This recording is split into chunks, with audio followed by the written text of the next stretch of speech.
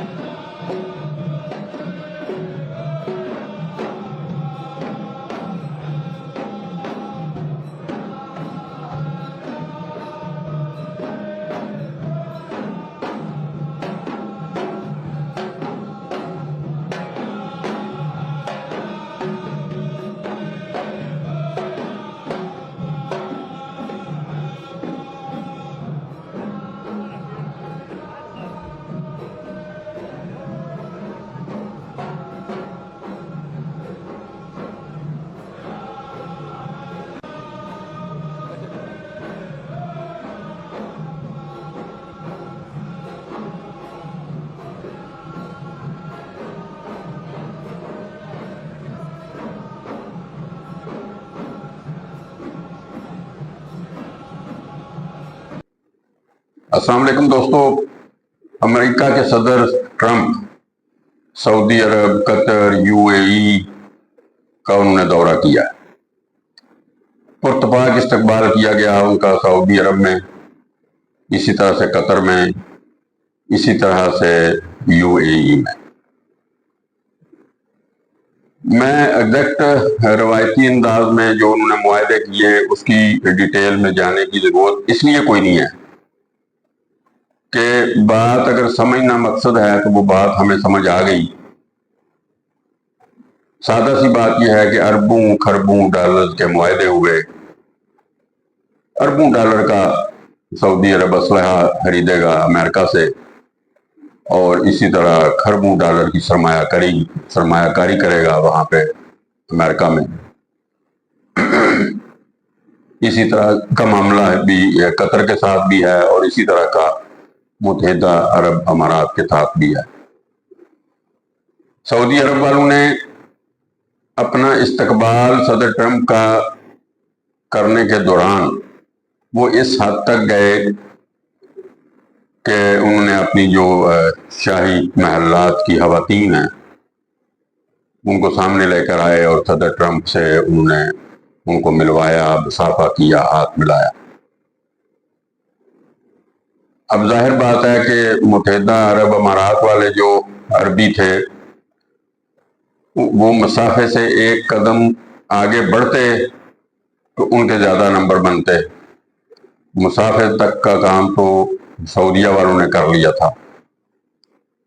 اس وجہ سے انہوں نے خواتین کی، لڑکیوں کی، بچیوں کی قطاریں کھڑی کیں، اور صدر ٹرمپ کو درمیان میں سے گزارا گیا، اور ان لڑکیوں نے، بچیوں نے اپنے بال لہرا لہرا کر صدر ٹرمپ کا استقبال کیا، یا ان کو خراج تحسین پیش کیا، یا جو بھی کوئی نام دے لیں، پتہ نہیں کیا کیا.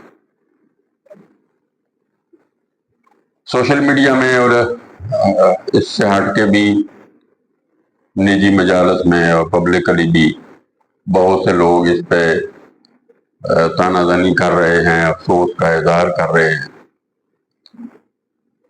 مگر میرا نقطہ نظر تھوڑا مختلف ہے. میں تو سچی بات یہ ہے کہ اس حوالے سے خوش ہوں. بڑا خوش اس لیے ہوں کہ قریب ترین ہسٹری میں پچھلے سال 200-300 سال کے بعد یہ پہلی دفعہ ہوا کہ سعودی عرب کے جو یہودی تھے وہ ننگے ہو کر کھل کے سامنے آ گئے. میں ریپیٹ کر رہا ہوں بات کو کہ میں اس لیے خوش ہوں کہ جو سعودی عرب کے یہودی تھے وہ کھل کر سامنے آ گئے. اس سے پہلے تو انہوں نے اپنے آپ کو اسلام کے پردے میں چھپایا ہوا تھا. وہ ہادمین حرمین شریفین تھے. مگر پہلی دفعہ اب لوگوں کو یہ پتہ چلا، دنیا کو یہ پتہ چلا کہ وہ ہادمین حرمین شریفین نہیں تھے. وہ یہودیوں کے دوست ہی نہیں تھے، وہ یہودی تھے، ایکچولی یہودی تھے. یہودیوں کے وہ ٹاؤٹ تھے. اور ان کے ٹاؤٹ کے طور پر وہ اسلام کو، اللہ کے دین کو، اللہ کے رسول صلی اللہ علیہ وآلہ وسلم کے دین کو نقصان پہنچا رہے ہیں۔ میں خوش اس لیے ہوں کہ اس سے آپ یہ جو ایکٹیویٹی ہوئی ہے پچھلے چند دن کے دوران سعودی عرب میں، متحدہ عرب امارات میں، تو اس سے اب ہم بآسانی یہ اندازہ لگا سکتے ہیں اور یا ہم بات کو سمجھ سکتے ہیں کہ سعودیہ میں جو اسلامک یونیورسٹیز بنائی گئی ہیں وہاں پہ کیا پڑھایا جاتا رہا ہوگا۔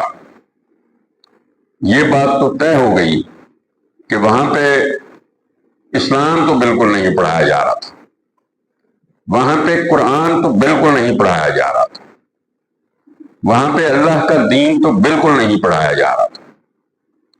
یہ بات تو صدر ٹرمپ کے اس دورے سے یہ ثابت ہو گئی اور طے ہو گئی کہ سعودی عرب والے یہودیوں کے ایجنٹوں کا، ان کے ٹاؤٹوں کا رول پلے کر رہے تھے، اور اسلام کے نام پر اسلام کو نقصان پہنچانے کی جتنی میکسیمم کوشش وہ کر سکتے تھے یا جتنا نقصان پہنچا سکتے تھے یا جتنی تباہی اور بربادی وہ کر سکتے تھے وہ انہوں نے کر دی۔ اب ان کا ٹارگٹ مکمل ہو گیا، ٹارگٹ انہوں نے اب اچیو کر لیا۔ اب ان کو چھپنے کی، اب ان کو پردے میں رہنے کی، اب ان کو رازداری کی ضرورت نہیں رہی، اس لیے وہ کھل کر سامنے آ گئے، انہوں نے کوئی پرواہ نہیں کی۔ اور مزید یہ جو بات میں کر رہا ہوں اس کا ثبوت یہ ہے کہ سعودی عرب کا جو شاہ ہے اس کی ریکویسٹ پہ صدر ٹرمپ نے شام سے پابندیاں اٹھائیں، شام سے پابندیاں اٹھانے کا اعلان کیا، اور اس اعلان کے بعد شام کے جو صدر تھے ان کو سعودی عرب بلوایا گیا، اور پھر بدلے میں صدر ٹرمپ نے شامی صدر سے یہ کہا کہ اب وہ اسرائیل کو تسلیم کر دیں۔ اب ظاہری بات ہے وہ تو تسلیم کرے گا، کیوں نہیں کرے گا؟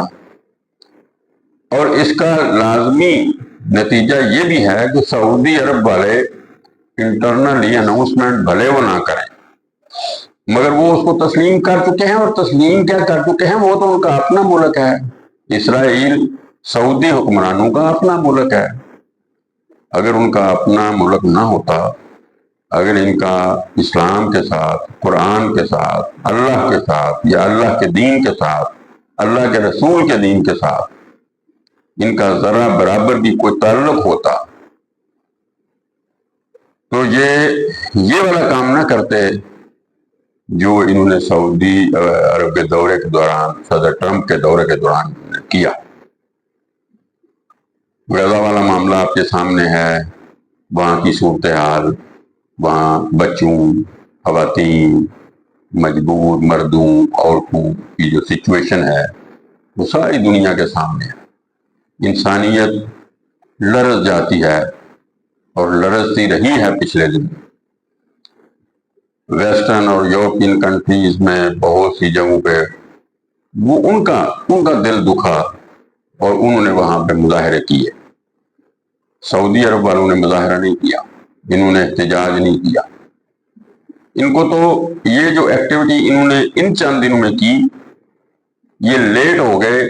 اگر غزہ کی جنگ شروع نہ ہوتی، حماس کے مجاہدین حملہ آور نہ ہوتے اسرائیل پر، تو یہ جو پچھلے چند دن کے دوران ہوا یہ اس وقت ہوتا، یہ اس وقت ہونے والا تھا۔ اس لڑائی کی وجہ سے یہ لیٹ ہو گیا۔ مگر میں خوش اس لیے ہوں کہ ایک تو بات میں نے پہلے آپ سے کر دی کہ آپ اس سے اندازہ لگا سکتے ہیں، ہم اس سے اندازہ لگا سکتے ہیں کہ سعودی عرب میں قائم مدرسوں، وہاں پہ قائم یونیورسٹیز جہاں پہ اسلام کے حوالے سے پڑھایا جاتا رہا ہے وہ کیا پڑھایا جاتا رہا ہوگا۔ ڈیفینیٹلی اللہ کے دین کو ڈیٹریکٹ کیا گیا، اور اس کے ساتھ پاکستان میں جو فنڈنگ کی گئی ہم سب لوگ جانتے ہیں کہ کس طبقے اور کس مسلک کے لوگوں کو سعودیز فنڈنگ کرتے رہے پچھلے 50 سال 60 سال جب سے پاکستان بنا، اور ان کی فنڈنگ سے یہاں پہ مدارس بھی قائم ہوئے، یہاں پہ مساجد بھی بنائی گئی۔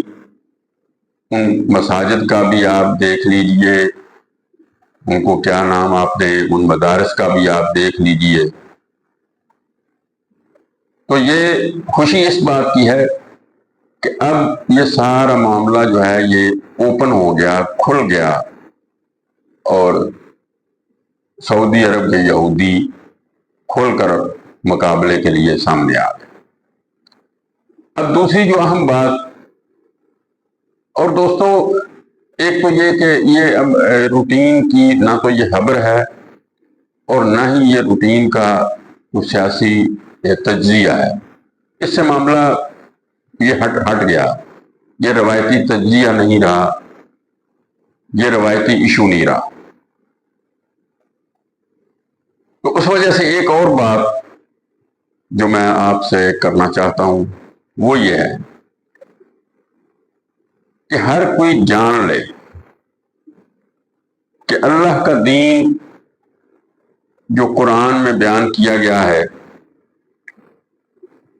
اللہ کا دین جس کے مطابق رسول کریم خاتم النبیین صلی اللہ علیہ وآلہ وسلم نے اپنی زندگی گزاری، اور اس دین کے مطابق زندگی گزارنے کا عملی نمونہ دنیا والوں کے سامنے پیش کیا، تو اللہ کا دین تو وہ ہے۔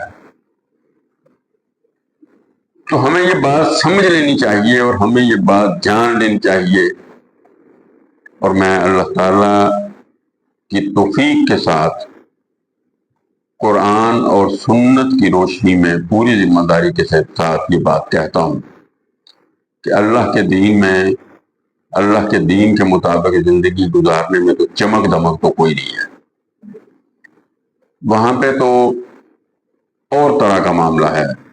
اور یہی صورتحال آپ سنت نبی میں، سیرت نبی میں صلی اللہ علیہ وآلہ وسلم وہاں بھی دیکھ سکتے ہیں، تو وہاں پہ یہ چمک دمک تو کوئی نہیں ہے۔ تو اب کی دفعہ جو مسلمانوں کا جو اپنے آپ کو مسلمان بنانا چاہے یا جس کی یہ خواہش ہو کہ مجھے مسلمان کہا جائے، تو مسلمان کہلوانے کے لیے اس کو عمل کرنے پڑے گا اس دین پر جو اللہ نے قرآن میں بیان کیا۔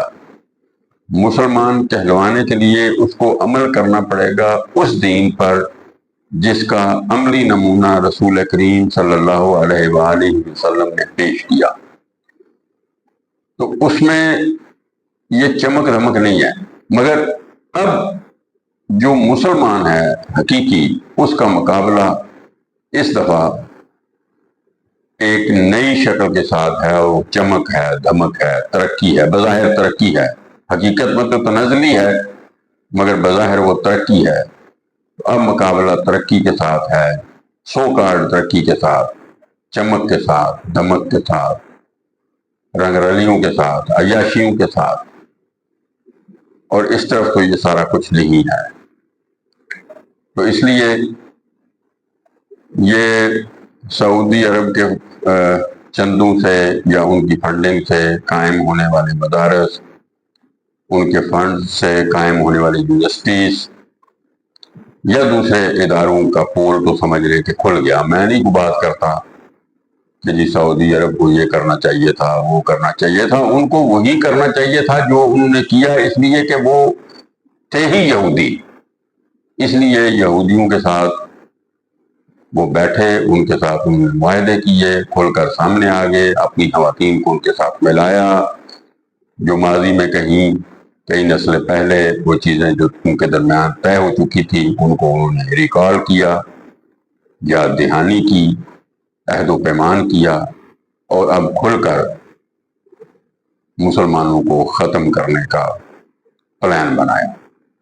تیاری کر لیجئے، ہر وہ بندہ تیاری کر لے جو خود کو مسلمان کہلوانا چاہتا ہے، باقیوں کو تیاری کرنے کی بھی ضرورت نہیں ہے جو ان کے ایجنڈے پر چلنا چاہتے ہیں۔ یا ان کے بتائے ہوئے دین کے مطابق زندگی گزارنا چاہتے ہیں، ان کو تیاری کی ضرورت ہے۔ یہی میرا تبصرہ ہے، یہی میرا تجزیہ ہے۔ جزاک اللہ۔ اللہ حافظ۔